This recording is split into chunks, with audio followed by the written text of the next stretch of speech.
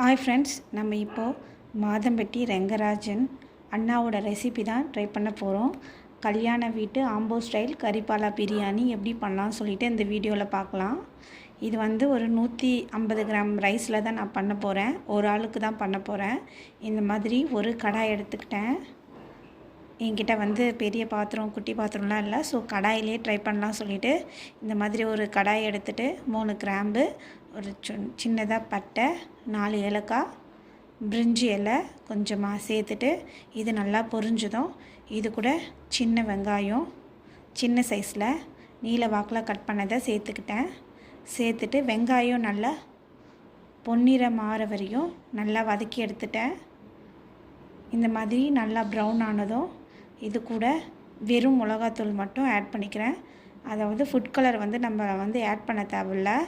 அண்ணாவும் இந்த ரெசிப்பியில் வந்து ஃபுட் கலர்லாம் எதுவுமே ஆட் பண்ணல. ஸோ நம்மளும் இது மாதிரி ட்ரை பண்ணலாம்னு சொல்லிவிட்டு நானும் இது போல் ட்ரை பண்ணேன்.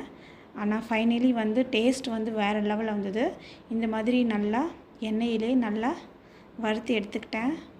வறுத்து எடுத்ததும் இது கூட 2 தக்காளி மீடியம் சைஸில் சேர்த்துக்கிட்டேன்.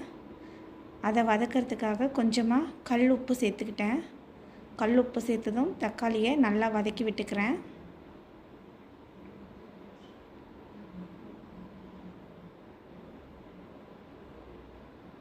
இந்த மாதிரி கல் உப்பு சேர்த்ததும் நல்லா வதக்கிக்கிறேன்.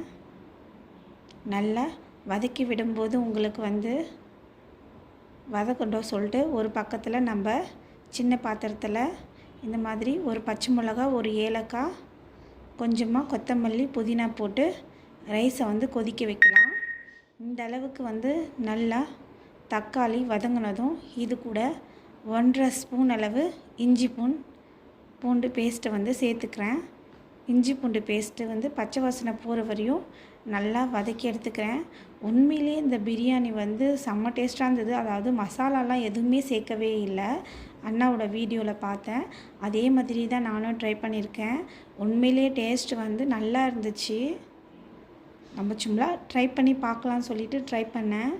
உண்மையிலேயே ரெசிபி வந்து நல்லா இருந்தது. எல்லாருக்குமே பிரியாணி ரொம்ப பிடிக்கும். எனக்கு ரொம்ப பிடிக்கும் பிரியாணி. ஸோ நம்ம ட்ரை பண்ணலாமே சொல்லிட்டு தான் இதை ட்ரை பண்ணேன். உண்மையிலே நல்லா வந்துச்சு. நீங்களும் ட்ரை பண்ணி பாருங்கள் ஃப்ரெண்ட்ஸ். இந்த மாதிரி கொத்தமல்லியை நல்லா வதக்கி விட்டுக்கிறேன்.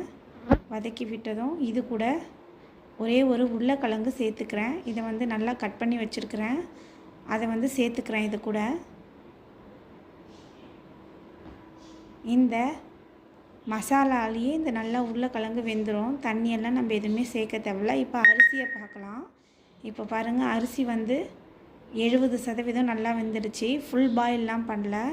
இப்போ வெந்த அரிசியை நான் வடித்து தனியாக எடுத்து வச்சுக்கிறேன். இந்த மாதிரி உருளைக்கிழங்கு நல்லா வெந்ததும் வடித்த அரிசியை வந்து இதை கூட வந்து ஆட் பண்ணிக்கலாம். இதில் வந்து எந்த மசாலாவும் நான் சேர்க்கல. அண்ணாவோட வீடியோவில் அதுதான் பார்த்தேன். எந்த மசாலாவும் சேர்க்கல. இந்த மாதிரி ரைஸை கடாயில் நம்ம சேர்த்துக்கலாம். அவங்க பாத்திரத்தில் செஞ்சாங்க, என்கிட்ட பாத்திரம் இல்லை. அதனால் நம்ம கடாயிலே ட்ரை பண்ணலாம். கடாயில் எந்த பாத்திரத்தில் ட்ரை பண்ணாலும் பிரியாணி நல்லா வரும் இல்லையா? அதனால் நான் கடாயிலே ட்ரை பண்ணேன். இந்த மாதிரி கடாயில் ட்ரை பண்ணும்போது உண்மையிலே வந்து டேஸ்ட் வந்து நல்லா வந்தது. இந்த மாதிரி ரைஸ் எல்லாத்தையும் போட்டுட்டு இது மேலே ஒரு தட்டு வச்சு மூடிட்டேன். மூடின பிறகு ஒரு தோசைக்கல் எடுத்துகிட்டு, அவங்க வந்து அடுப்பில் செஞ்சாங்க, நான் அடுப்பில் செய்யலை, கேஸ் ஸ்டவ்லேயும் நான் ட்ரை பண்ணுறேன். இந்த மாதிரி நான் தோசைக்கல்லை வச்சுட்டு அது மேலே கடாயை தூக்கி வச்சுட்டு காற்று வந்து வெளிப்படாமல் இருக்கிறதுக்காக கொஞ்சமாக தண்ணி ஊற்றி, சுடு தண்ணியும் இல்லை நார்மல் தண்ணியும் எதுனா ஒரு தண்ணியை தூக்கி மேலே வச்சுட்டேன். இந்த மாதிரி வச்சு ஒரு 5 மினிட்ஸ் தான், 5 மினிட்ஸ்லேயே வந்து 5 மினிட்ஸ் வச்சு அதுக்கப்புறம் ஓப்பன் பண்ணி பார்த்தா உண்மையிலேயே ஸ்மெல் வந்து அட்டகாசமாக வந்ததுங்க. நான் கூட நினச்சி பார்த்தேன், நம்மளுக்கு வந்து அவுட்புட் வந்து இந்த அளவுக்கு வருமா அப்படின்னு சொல்லிட்டு நான் எதிர்பார்க்கல. உண்மையிலே அவுட்புட் வந்து எனக்கு நல்லாவே வந்தது. டேஸ்ட்டும் வந்து உண்மையிலே வந்து வேறு லெவலில் இருந்தது, நல்லாவும் இருந்தது. இந்த மாதிரி ஒரு கரண்டி வச்சு கிண்டாமல் இந்த மாதிரி கட்டை கரண்டியை வச்சு நல்லா கிளறி விட்டுக்கிட்டேன். கிளறி விட்டதும் பாருங்கள், ஃபுட் கலர்லாம் நம்ம எதுவுமே சேர்க்கலை, மசாலாவும் சேர்க்கல. இந்த மாதிரி உதிரியாக வந்தது சாதம் வந்து சாப்பிட்றதுக்கு ரொம்பவே நல்லா இருந்தது. கண்டிப்பாக நீங்களும் ட்ரை பண்ணி பாருங்கள் ஃப்ரெண்ட்ஸ். என்னுடைய வீடியோ பிடிச்சிருந்தால் மறக்காமல் சப்ஸ்கிரைப் பண்ணிவிடுங்க ஃப்ரெண்ட். ஃபைனலாக நம்மளோட கீ ஆட் பண்ணி கறிப்பாலா பிரியாணி வந்து ரெடி ஆகிடுச்சு.